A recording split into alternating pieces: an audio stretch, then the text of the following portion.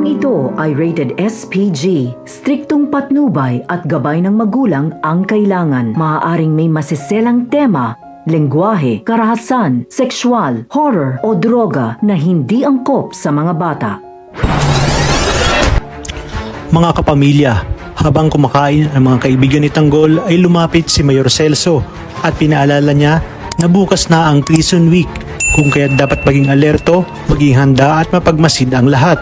Dahil baka gamitin ni Labong ang okasyon na yon para sila ay gantihan. Sa kabilang banda, inabot na ng gabi ang kapulisan kasama sina Jacobe at Samonte sa pagsunod sa ngayon mga pugante ng sina Edwin, Kidlat at Teban.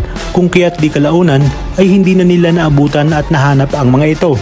Lalo na't mas kabisado nila Edwin ang pasikot-sikot sa Quiapo.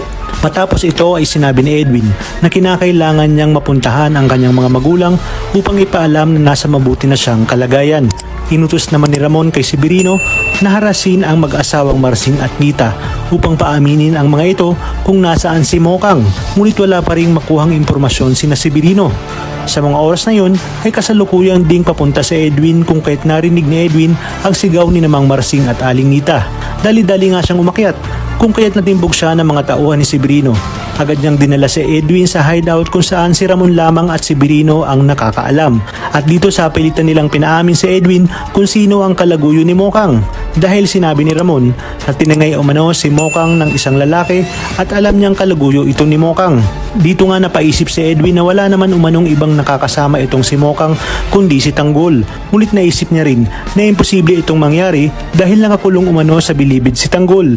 Kung kaya't sinabi ni Edwin na hindi niya alam. Hanggang sa pahirapan nga siya ng gusto ni Ramon.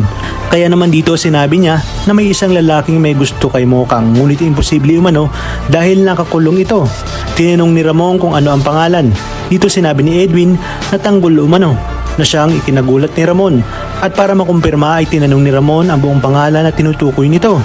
Sinabi ni Edwin na anak ito ni Rigor de Magiba na kanilang kapitbahay. At ang pangalan nito ay Jesus Nazareno de Magiba.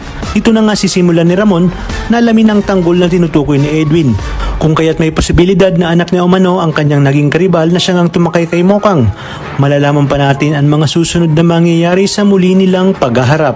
Talagang kapanapanabik ang mga susunod na tagpo sa teleseryeng ito. Kaya naman sabay-sabay natin itong pakaabangan.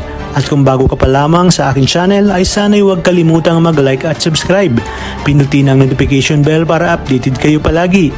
Maraming salamat sa inyong panonood at hanggang sa muli, kapamilya.